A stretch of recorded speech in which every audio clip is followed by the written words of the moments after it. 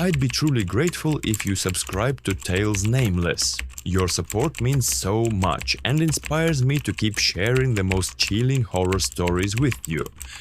Make sure to subscribe and stay with me until the very end of this episode. There's a little surprise waiting just for you. Chernobyl. A name etched into human history like a wound that never healed. Once a symbol of progress, now a desolate shell, cold and unnervingly quiet. They say the place died in 1986, that no one made it out, that nothing stirs anymore, just weeds pushing through cracked concrete and radioactive dust that never settles. But what if something still lingers? Faint echoes no one dares to follow, rooms that remain bitterly cold, even in the height of summer. Recurring dreams of faces you've never seen. I went there, I saw it, I heard it, and what I'm about to share isn't folklore. It isn't a ghost story passed around for thrills. These are 26 captivating episodes, witnessed through my own eyes, heard with my own ears, and felt deep in a fear that hasn't yet left me. In each episode, I'll take you further, one step at a time, into a truth that few are willing to face. And with each step, the ground beneath you will feel less certain, what science can't explain and reason won't accept. We'll confront together. Are you prepared?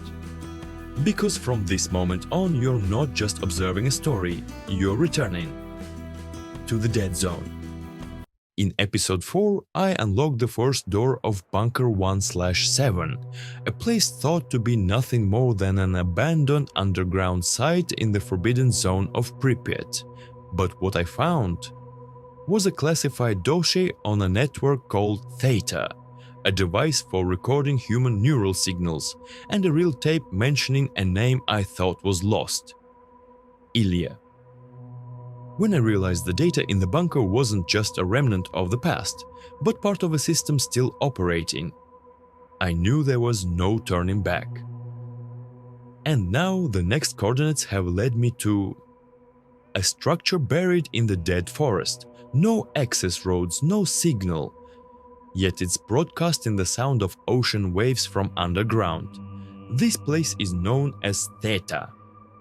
And if you're still listening to my story, make sure you're subscribed, because if you miss what comes next, you might not understand why I never came back. If you already are, thank you for staying with me this far. I traced the coordinates for THETA by cross-referencing the bunker's map with scattered Soviet-era data still floating online. THETA is located roughly 17 kilometers north of Pripyat, a no-road zone smothered in dead forest, completely absent from any civilian satellite imagery. I left my hotel at 5 a.m. carrying a field recorder, the tape labeled Transcript THETA, November 4th, 1986, and a geomagnetic tracker. No compass, because what I was tracking didn't follow normal direction. The sky was grey without sun or rain, just a colorless void, no engine sounds, no sign of life, wet tree canopies, no wind. But the first strange thing began deeper in the forest. I started hearing ocean waves, not leaves rustling, not wind, waves steady and distant as if echoing from beneath the ground. I turned on the recorder, nothing captured, turned it off, and I heard it again. The sound wasn't external, it echoed inside my middle ear, like it was being transmitted straight to my brain. An inward interference or something else entirely. That internal resonance wasn't just auditory, I felt a pull. A kind of gravitational hump behind my sternum, like my ribs were vibrating in time with the wave pulses. I remember stopping in the middle of the forest path, heart pounding, as the ground below me felt soft. Not like mud, but like it was pulsing, breathing. A flock of birds exploded from the trees above, but they weren't birds. They moved like shadows without sound and disappeared as soon as I blinked. I could swear their flight path formed a spiral pointing downward. My breath turned visible in the air, even though it wasn't cold, and for a few seconds everything paused. The forest froze. A single moment stretched impossibly long, like time didn't apply. Then everything snapped back, and I was standing in front of it. I arrived at 9:42. In front of me stood a low concrete hexagon. No windows, no antennas, just a mechanical sliding wall, like a submarine hatch, with moss-covered faded letters. Operacja THETA. Not a lab, not a storage facility, a coordination hub, not meant for people to live in, but for something that needed surveillance. I placed my hand on the wall and suddenly the concrete sank inward. The door slid open on its own. No electricity, no power. Pure mechanics, which somehow made it more unsettling. Inside was a hexagonal chamber about 20 square meters, eerily spotless, like someone had just cleaned it. 4 control desks, each with 3 old CRT monitors, and all of them still had signal. On one screen, an image of Ilya, staring straight into the camera. Not archive footage, not a recording, a live feed. I turned to the second screen and saw myself, standing in bunker 17th. The timestamp, 2025, April 21st. They had recorded me before I even knew what 17th was. The third monitor showed a map, but not a terrestrial one. This map was in motion, a spiral that rotated inward, displaying nodes labeled only with code names.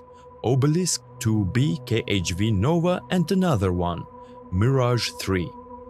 As it looped, lines connected and reconnected across it, like synapses in a vast, unknowable brain. The fourth monitor displayed a black room. At first I thought it was off, but when I leaned in, faint movement flickered in the grain. A figure curled in a corner, breathing barely. When I blinked, it was gone. Each desk had a reel-to-reel system. 2 of them were spinning. I inserted the transcript THETA tape. A monotone voice played. THETA report, April 11th, 1986. Obelisk responding. KHV Nova continues recording mismatched neural data. Proposal to replicate Ilya V's biosignal. I froze. Ilya had his brainwaves recorded, or worse, became part of the system. Then an alert flashed. Node THETA reconnected. External entity detected. Sync initiated. Ilya's image began to distort. From the ceiling, a blue light beamed down. In the center of the room, a strange symbol appeared, flickering as if trying to translate. Then vanished. No trace. But I knew this wasn't technology anymore. It felt like something was aware of me. I couldn't move. My body locked in place like I was being observed, not watched but measured. The sensation was surgical, like something parsing my breath, my thoughts, my intentions. Then, out of the silence came a voice, not Ilya's.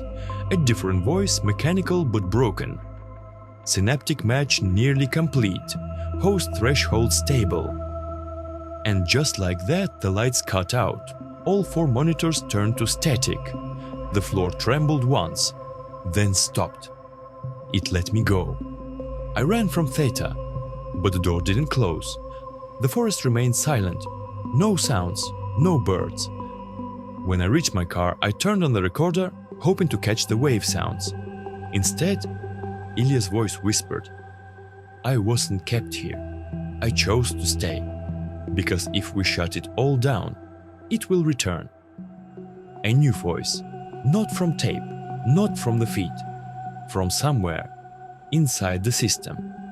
Even after running the audio through filters, I couldn't isolate the signal, but behind the whisper was a low-frequency wave close to human brainwave range, and each time I listened, My head throbbed faintly, as if something was trying to connect. One thing was clear: Theta was not abandoned. It's waiting for someone to awaken Obelisk, 2BKHV Nova, and Ilya may no longer be human. I drove in silence, but the car's dashboard began to flicker. The RPM needle twitched erratically. My GPS, which I hadn't used in days, powered itself on and displayed coordinates leading deeper into the zone. Not a road, not a destination, just numbers and a message. Unfinished link. That's when I noticed I hadn't fueled up since yesterday, yet my tank still read full. It was as if the machine didn't know I had left, or worse, it thought I was still inside. On the way back, the geomagnetic tracker glitched. The needle spun backward, pulled toward Theta. I turned it off, it kept glowing. I removed the batteries, I threw it away. But a few dozen meters later, beep beep.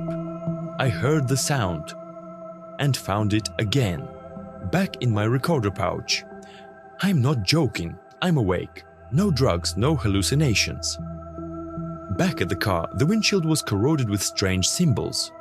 Through it, I didn't see the forest. I saw flickering red lights like digitized data.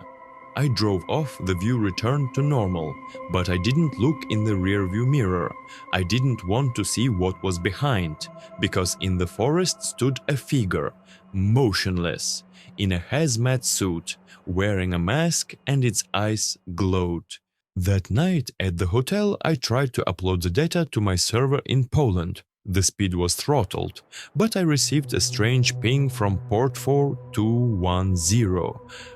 Ilya used that port back in college to test brain signal exchange. A message appeared on a black screen. Node Obelisk opening. The entire system shut down. In the dark, the speaker emitted a whisper. They're not beneath. They're between, and they need someone to carry the signal. I tried to sleep that night, but every time I closed my eyes, I heard the warped ocean sound again, distorted, flickering like a broken transmission. No longer ocean waves, but a kind of external brainwave, a state between dreaming and waking, where I couldn't tell memory from data. I saw myself in an empty white room. No doors, no light source, just me and Ilya. He didn't speak, just reached out and dissolved into smoke. I jolted awake, soaked in cold sweat. The air was heavy, like someone had just breathed right by my ear. No one there.